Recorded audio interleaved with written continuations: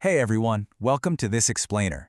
I am genuinely so excited today because we are diving into a topic that, honestly, used to completely belong to the realm of science fiction or, those massively funded elite research labs. We're talking about building your very own physical AI. Yes, a real, functioning robot that you can build, program, and start using right now without needing a PhD in robotics. Let's get right into it. Okay, let's dive into this. When most of us think of robotics, we instantly picture this incredibly intimidating old world. We imagine months, if not years, of spatial planning, writing thousands of lines of complex code, endless debugging, and needing these massive multi-million-dollar budgets just to get a machine to pick up a coffee cup. And half the time, it crushes the cup anyway. But today, we are looking at a completely empowering new reality. This new world of robotics is all about intuitive learning. It's about training a machine organically by literally holding its hand and leveraging open-source hardware that absolutely anyone can access. And when I say accessible, I really truly mean it. $200. That is literally all it takes to get started today with the SO arm. This is an incredible open-source robotic arm project created by Seed Studio in a fantastic collaboration with Hugging Face. Just think about that for a second. For the price of a fancy coffee maker or maybe a nice pair of sneakers, you can have a highly capable, physical AI robot sitting right there on your desktop. It completely shatters those traditional financial barriers. So to help you navigate this whole new landscape, we're going to follow a really simple roadmap today. We'll hit the affordable robotics era, look at the frameworks powering open robotics, check out simulating your robot safely, walk through training robots by hand, and finally, building our robot society. Let's kick things off with Section 1. The affordable robotics era, from elite labs to your desktop. Eric Pan, the CEO of Seed Studio, points out something absolutely crucial here. The paradigm has completely flipped. We've moved far away from typing out heavy, complicated programming scripts. Now, you teach a robot organically. You show it what to do, it observes, and it learns. As he puts it, you train it much like you're training a dog. Let's break down this highly affordable hardware ecosystem available from Seed Studio that actually makes this entry into robotics possible. We already talked about the SO arm, right? The $200 open source arm that's just perfect for learning. But there's also the Rebot arm coming in at under $1,000. This one is super robust, stable, and completely ready for real applied use cases in a small business. And what's acting as the brain for these machines? The NVIDIA Jetson Nano. The absolute best part about the Nano is that it provides local compute power. You aren't constantly paying for cloud tokens, and you don't even need to rely on a stable internet connection. Your robot thinks for itself, entirely locally.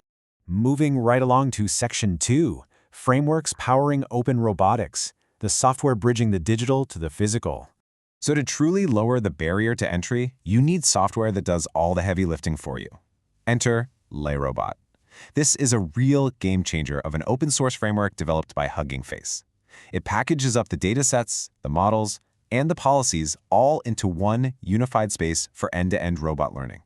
You honestly don't need to be a seasoned AI algorithm engineer to figure this out. It's designed specifically to let anyone jump right into embodied AI.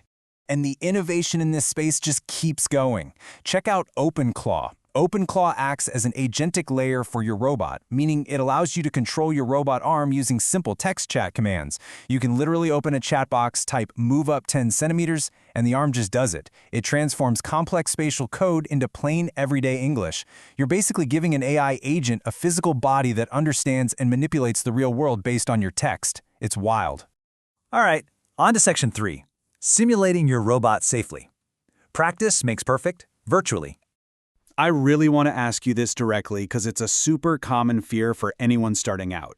How on earth do you practice and how do you train without totally breaking your brand new physical robot? Because you definitely do not want a bad command to cause your new robotic arm to violently sweep your morning coffee mug off the desk, or worse, strip its own gears. The answer here is simulation, specifically using an amazing tool like NVIDIA's Isaac Sim. Think about the risk level here. In a simulated world, your risk is absolute zero. You can crash your virtual robot 1,000 times with absolutely no physical wear and tear.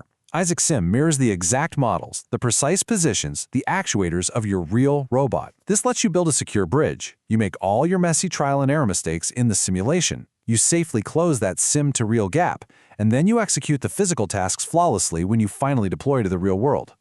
Which brings us to Section 4, training robots by hand.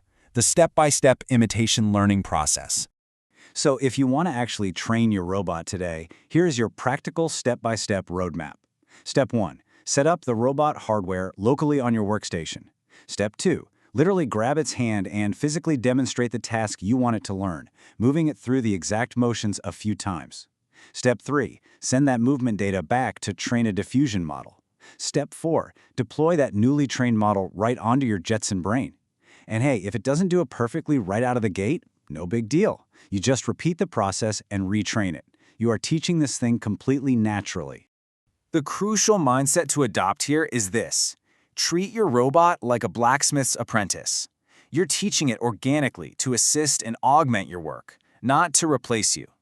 Whether you're a weekend maker doing a fun hobby project or a small business owner trying to automate a really tedious, repetitive task, this tech is meant to be a personal, highly customizable helper tailored exactly to your needs. And finally, we arrive at Section 5, Building Our Robot Society. Custom creations over corporate humanoids. Eric Pan said something really profound about this shift. He said, "I can really give a soul to my creations. This is becoming a new society of robots. We are rapidly moving away from just operating cold, generic machines. By mixing open-source hardware with these intelligent software frameworks, you are giving a unique role, an identity, and specialized skills to a creation that is entirely personalized by you." Practically speaking, the community is actively disassembling the whole concept of a massive, one-size-fits-all corporate humanoid robot.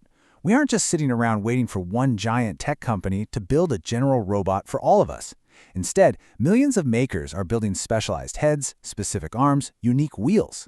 You can take these swappable parts and Lego them together for your exact custom needs, fostering a massive, diverse fleet of unique physical AI all over the globe. Which brings us to our final thought. When these open-source tools allow absolutely anyone to build a physical AI affordably and easily, what unique role will you teach your robot to play? The hardware is here, the software is fully accessible, and simulation makes it completely safe. The power is completely in your hands. Thank you so much for joining me for this explainer, and honestly, I hope you feel fully empowered and just incredibly eager to start building your very own robot today.